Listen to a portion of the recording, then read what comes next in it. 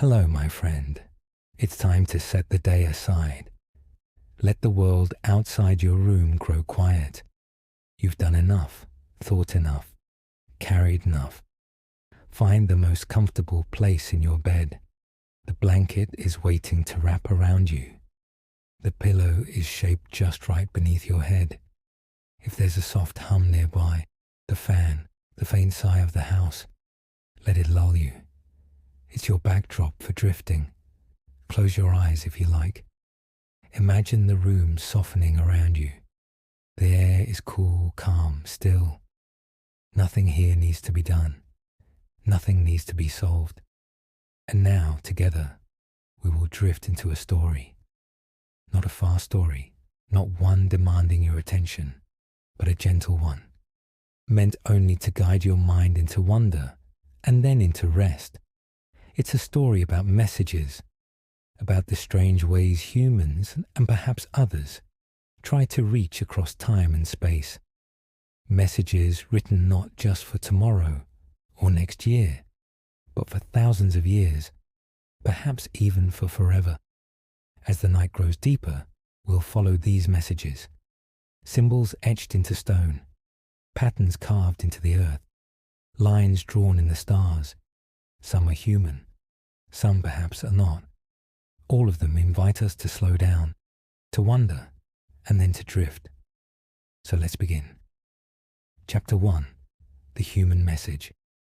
Imagine yourself walking down a long corridor.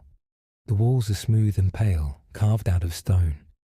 Along each side are symbols, strange, unfamiliar markings, arrows, spirals, faces, warnings. You can't quite read them, yet you feel them watching you. This is not a dream. This is the work of people long before you. People who wanted to say something and feared their words might vanish. In 1991, the United States Department of Energy faced a problem unlike any other. They had buried dangerous nuclear waste deep underground. Waste so toxic, it would remain deadly for 10,000 years. Longer than Rome has lasted. Longer than the pyramids have stood. Longer perhaps than language itself can endure. How do you warn the future? What sign could say, across centuries, do not touch this place. Do not open it. Danger lives here. More than a dozen linguists, scientists, and anthropologists were hired.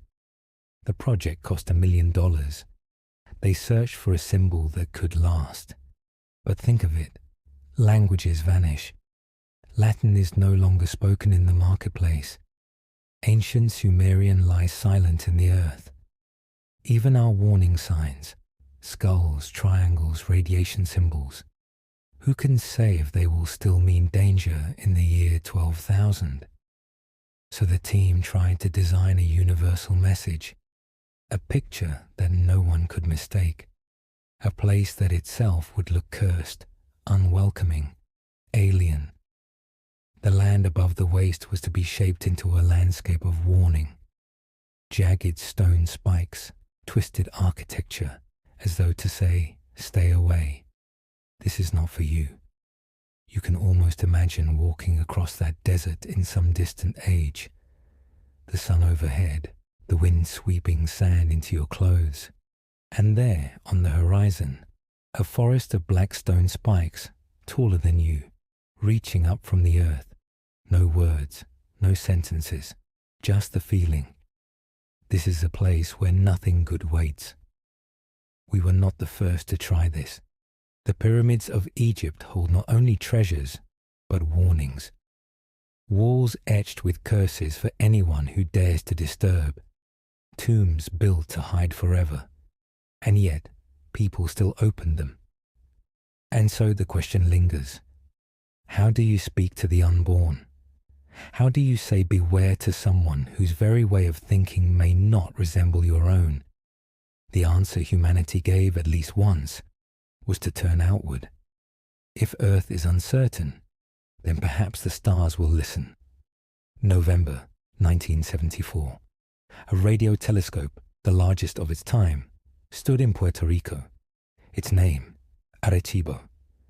Scientists in the search for extraterrestrial intelligence, SETI, aimed it at a cluster of stars 25,000 light-years away, and then they sent a message. It was not written in English or Spanish or Chinese. It was written in the simplest code we know, binary, zeros and ones, like beads on a string, arranged in patterns. The message was short, just 1,679 bits long, but hidden inside were the building blocks of who we are, the numbers 1 through 10, the elements that make up our bodies: hydrogen, carbon, nitrogen, oxygen, phosphorus, a sketch of DNA's double helix, the outline of a human figure, arms outstretched, a picture of our solar system, the third planet highlighted, and a picture of the telescope itself, the great ear that had sent the call. It was, in its own way, a cosmic introduction, a wave across the void. Hello, we are here.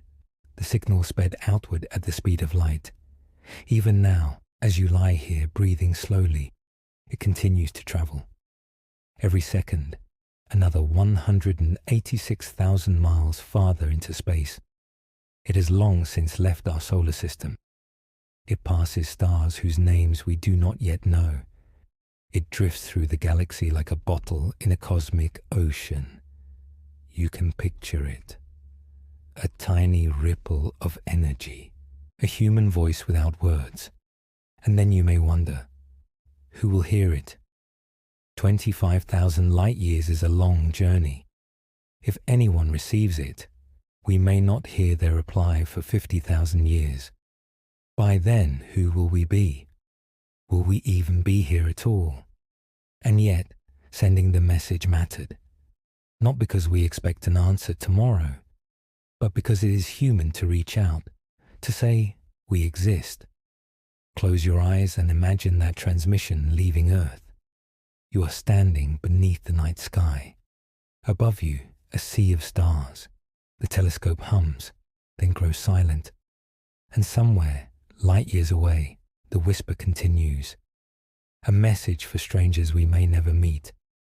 A message across time and across silence. Perhaps not so different after all, from those stone carvings in caves, from those jagged monuments warning the future, from every symbol we scratch into the world.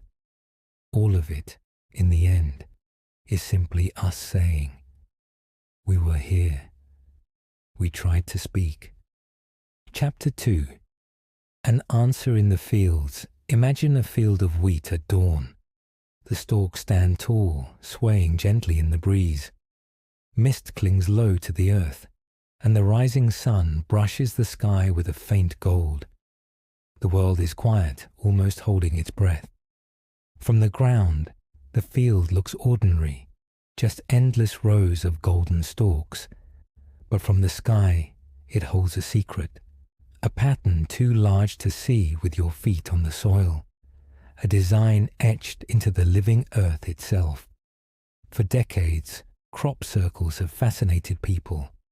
Strange geometric shapes appearing overnight in fields across England, across Europe, across the world. Some are simple circles. Others intricate spirals, fractals, or mathematical puzzles so precise they seem drawn by unseen hands. Many are hoaxes, of course, but some seem to whisper something more. August 2001, Hampshire, England. Not far from the Chilbolton Radio Observatory, a farmer's field begins to stir with rumour.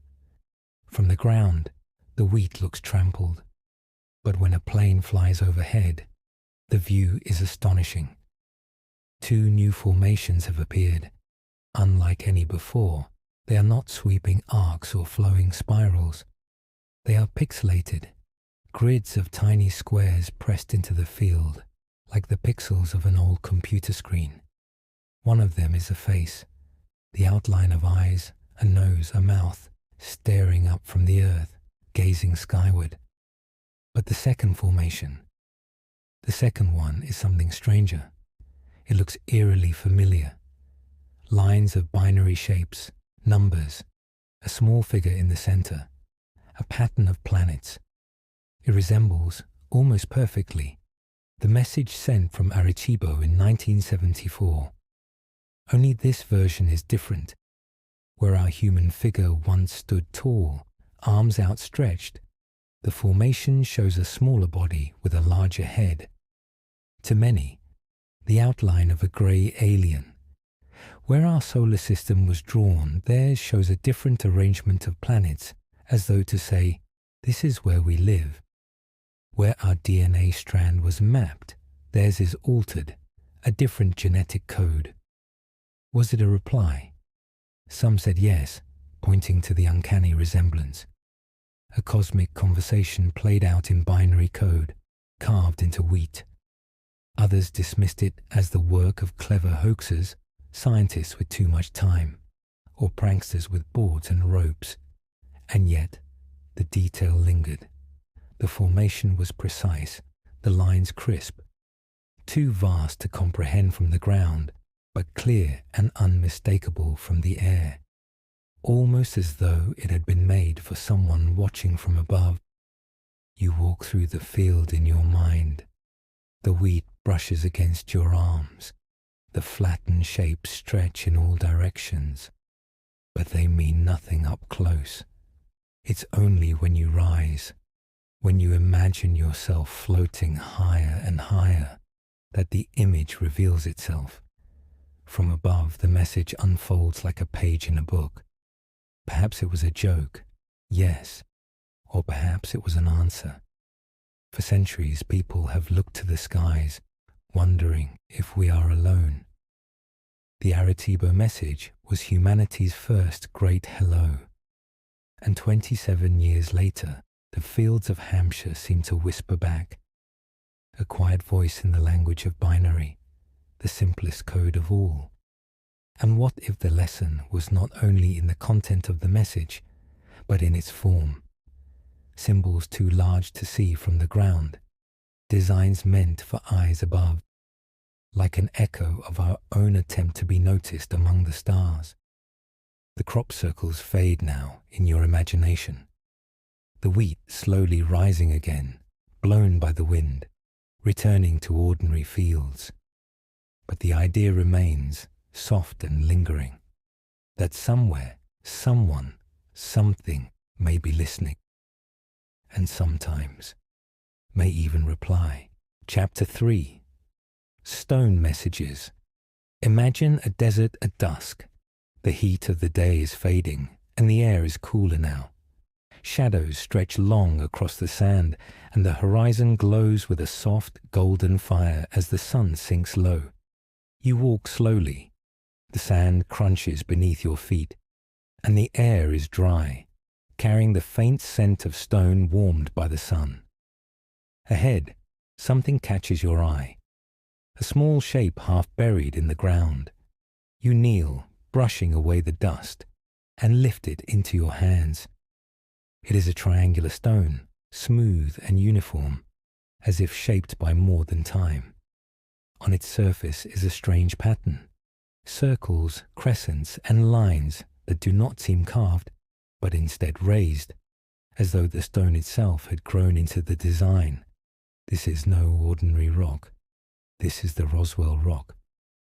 Discovered in the desert of New Mexico, not far from the famous crash site of 1947, the stone seems to hum with mystery. Its markings match a crop formation found years earlier in England. Its surface reacts to magnets as if it holds within it a secret energy. Some believe it is man-made, the work of a clever artisan. Others insist it is a message, a symbol placed for us to find, linking the deserts of America with the fields of Europe. Two places, one pattern, across thousands of miles. But the Roswell Rock is only one voice in a far older chorus. Across the world, carved into cliffs and boulders, are the petroglyphs of ancient peoples, spirals etched into stone, figures with arms raised to the sky. serpents, suns, stars. In Northumberland, England, Neolithic carvings twist across the rocks, their meanings lost to time. Were they maps of the stars, records of journeys, or messages meant not for us, but for someone watching from above? You trace your fingers along one of these ancient spirals in your mind. The stone is cool to the touch, weathered by thousands of years of wind and rain. The spiral turns inward, then outward again, an endless cycle. Perhaps it was a prayer, perhaps it was a warning, perhaps it was a message to visitors who came from the sky, written in the only language that might endure, the language of symbols. As the night deepens, you picture yourself walking through a canyon where the walls are alive with these carvings. The moonlight falls across the stone, and the symbols seem to glow faintly, as if remembering the hands that made them. You pause, and the silence is vast, a silence filled with questions. Who carved these marks? Who will read them next? And what if they are not just echoes of the past, but whispers meant for the future? Chapter 4. Secret Knowledge. Now, imagine yourself in a candlelit hall. The air smells faintly of wood and wax. Shadows flicker on the walls, thrown by the golden flame of lanterns. Men in long coats gather around, speaking in hushed tones, their voices low and deliberate. You are watching a secret meeting. It is the 18th century, and the world is changing. Empires are rising, revolutions stirring. And here, behind closed doors, men gather beneath the banner of a society older than the nation they will one day create. The Freemasons. George Washington is among them. Benjamin Franklin too.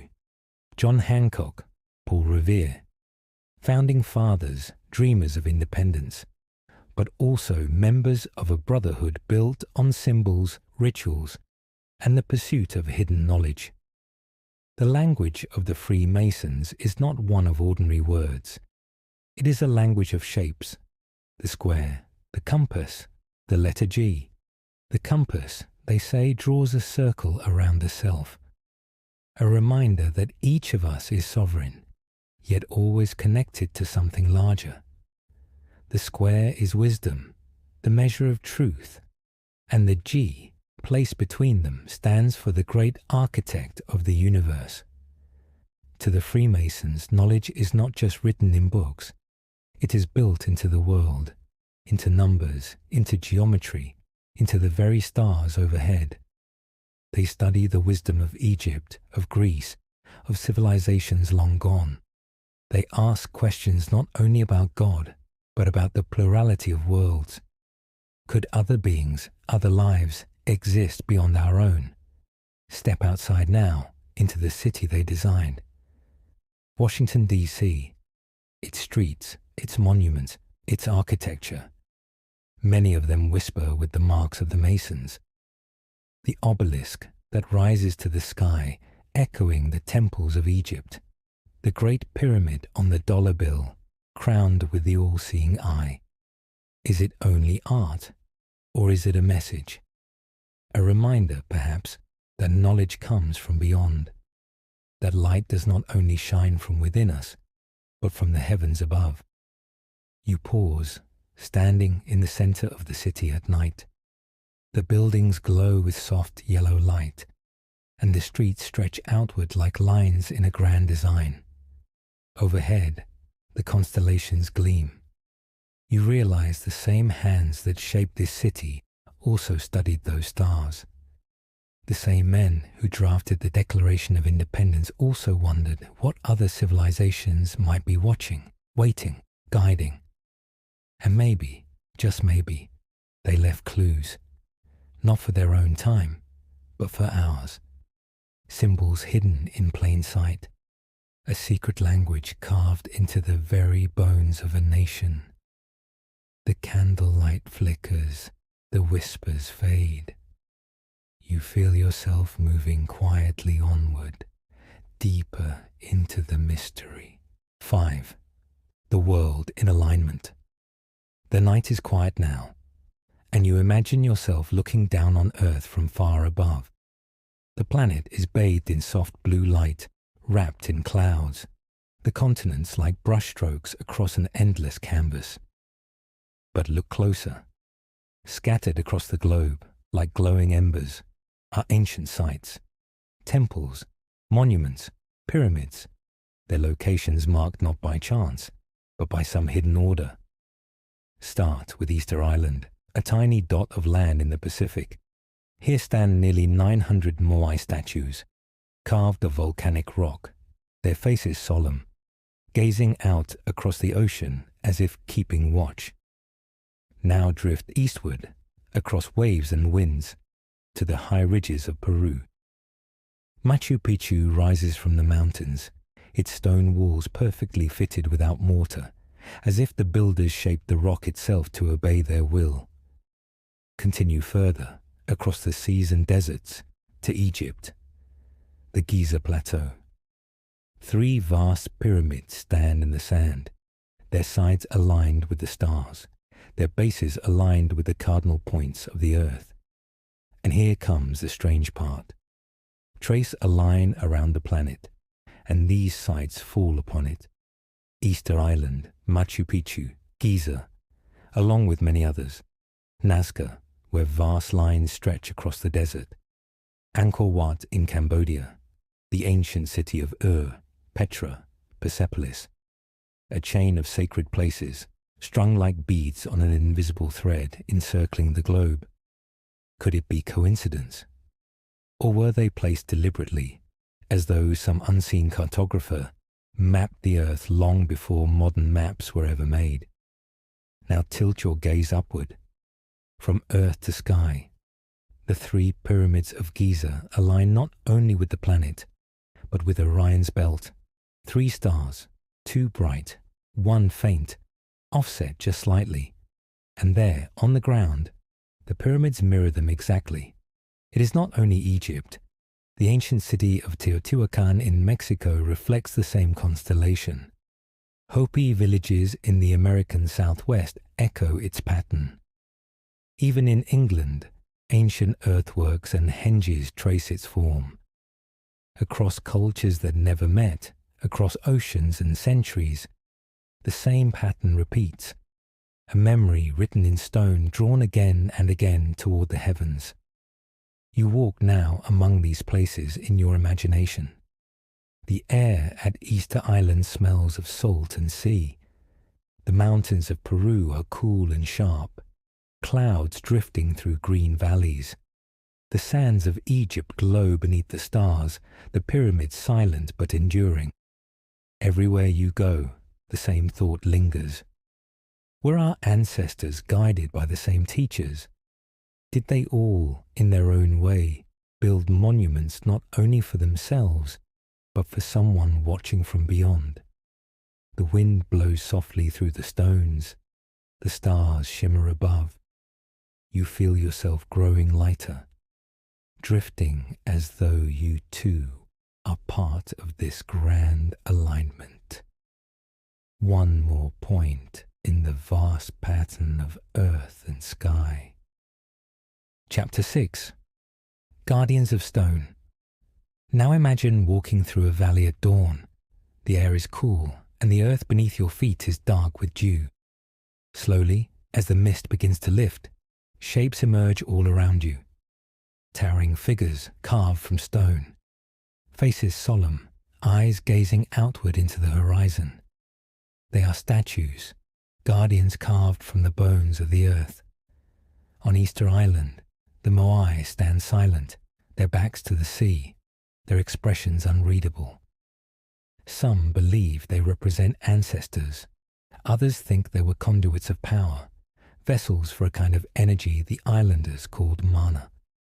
Far away, in Central America, another kind of stone face rises from the ground, the colossal heads of the Olmec civilization. Some stand taller than a man, others reach 11 feet high, weighing 50 tons, each head carved from basalt, each one unique with distinct features and expressions. Modern scientists have discovered something strange about these stones.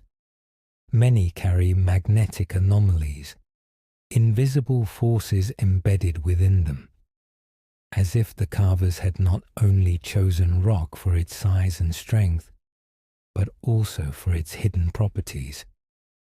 Stand before one of these great heads in your imagination. You feel its presence, its weight, the magnetic field that seems to hum faintly as though the stone itself remembers. Across the oceans, Egypt offers its own giants, the statues of Abu Simbel, 64 feet tall, carved into the side of a mountain. Twice a year, on the same dates, the rising sun pierces the temple and lights the statues within, as if the builders had tuned stone to the rhythm of the cosmos itself. And then there are the spheres. In Costa Rica, in the jungles of the Diquís Delta, workers once stumbled upon hundreds of them, perfectly round stones, some no larger than a ball, others taller than a person, nearly flawless in shape, moved across mountains and rivers, placed with care, their purpose unknown. Some say they marked the homes of chiefs. Others believe they were maps of the stars, laid out on the ground. A few whisper that they were not decorations at all, but devices, containers of knowledge, magnetic storage, messages left in stone. You walk among them now, round and smooth, each one resting in silence. You touch the cool surface of a sphere, and for a moment you imagine it pulsing faintly, as if something waits inside. Across the world, statues, heads, spheres, guardians of stone, each one more than it seems.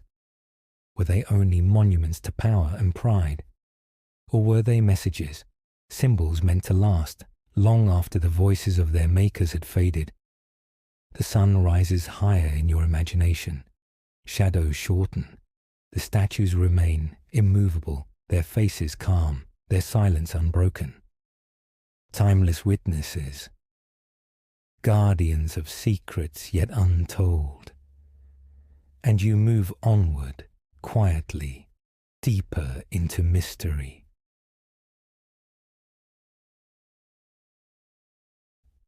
Chapter 7. The Northern Secrets. Now imagine snow, not the hurried flurries of a storm, but soft flakes drifting slowly from the sky. They fall on silent forests, on mountains that rise sharp and white against a pale horizon. This is Alaska, vast, wild, and filled with secrets. The land here feels untouched, as though time itself moves more slowly. Peaks stretch into the clouds, rivers cut deep paths through the ice, and the northern lights shimmer overhead in colors too strange to belong to this world. It is here, among the frozen ridges, that rumors speak of something hidden. Beneath Mount Hayes, one of Alaska's tallest peaks, stories tell of strange lights, unusual sightings, and even an underground base. For decades, the mountain was only known through whispers, until documents from a project called Stargate surfaced. It was a CIA program, exploring psychic techniques known as remote viewing, attempts to see across space with the mind alone. One remote viewer, a man named Pat Price, claimed that what he saw beneath Mount Hayes was no ordinary cave or tunnel. He described structures, instrumentation, even beings, working quietly in the shadows of the earth, hidden from ordinary eyes. Others spoke of another mystery, buried not far away, the Dark Pyramid, a massive structure larger than the Great Pyramid of Giza, but buried beneath the ground. Those who claim to have glimpsed it say it hums with energy, a pulse powerful enough to light entire nations. Stand in your imagination now at the foot of the mountain. The snow crunches softly beneath your boots. The wind brushes across your face, cold but gentle. You look upward, and for a moment, the sky seems alive with shifting colors. Green and violet ribbons of the aurora weaving overhead. Then, just at the edge of vision, you see a light that is not an aurora. A small orb, glowing white, moving silently across the mountain ridge. It pauses, lingers, then slips behind the peak, gone as though it had never been. Were these only tricks of the mind, optical illusions in the icy night? Or were they something more? Signs of a presence, watching, waiting, hidden deep beneath the ice. The wind grows still. The snow glitters faintly in the moonlight. The mountain looms dark and silent, holding its secrets close. And you walk onward, slow and calm, carrying the mystery with you like a dream. Chapter 8. Giants and Gods. Now picture an island in the middle of the Mediterranean Sea, Sardinia. The water around it is deep blue, the air warm, carrying the scent of salt and pine. Rolling hills rise from the coast, dotted with ancient stone towers, ruins older than Rome, older even than written history. For centuries, the people of Sardinia have told strange stories. Stories of giants who once walked the land. Beings taller than houses, with voices like thunder. Some say their bones were buried beneath the churches. Others whisper that they still sleep beneath the earth, waiting. Archaeologists digging among the ruins have sometimes reported strange finds. Bones larger than any ordinary man, skeletons too tall to believe. Yet these discoveries seem to vanish, carried away, hidden, forgotten.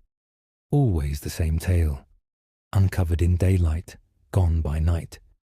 You wander through the ruins now in your imagination. The stones are massive, fitted tightly together, weathered but strong. They feel purposeful, as if built not just to shelter, but to endure for ages. In the silence, you can almost hear echoes, deep footsteps, the low murmur of voices that once filled these halls. But Sardinia is not alone. Across the world, myths of giants rise again and again. In ancient Greece, the Titans. In the Bible, the Nephilim. In the deserts of the American Southwest, legends of tall beings who came from the stars. Perhaps they were only stories, metaphors for strength, for power. But perhaps they were memories, faded recollections of encounters long ago, when humans looked up at towering figures and believed them gods. Some statues on the island still stand, shaped in the likeness of warriors with wide shoulders, tall helmets, and large, staring eyes. Stone giants frozen in time. Were they monuments to ancestors, or attempts to capture the image of beings who were real, once seen, and never forgotten? The sea breeze drifts through your thoughts. Waves lap gently against the rocky shore. You feel the weight of the myth, not heavy, but steady, grounding. A reminder that even our ancestors wondered what walked beside them, and whether those visitors ever left at all. The giants fade now into mist. The ruins grow quiet. The stars overhead shimmer faintly, and the night carries you onward, gently, into stillness. Closing drift. The night has carried you far, from fields of wheat whispering with hidden codes, to stones carved with ancient spirals, from silent pyramids aligned with the stars, to lonely mountains in Alaska where strange lights flicker in the sky. From giants of myth to statues of stone, each chapter has been another step into mystery. And yet, through it all, there is a quiet thread. The same question, the same longing. Who else is out there? Who else has left messages for us to find? Maybe the answer is written in rock. Maybe it drifts in radio waves between the stars. Maybe it waits in patterns too large to see from the ground. Or maybe the answer has always been within us. The human need to reach, to connect, to be remembered. For now, you don't need to solve the puzzle. You don't need to hold all the questions. They can drift like leaves on a stream, floating gently away.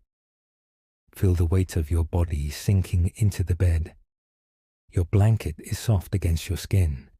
The air around you is calm and steady. You are safe here with nothing left to do.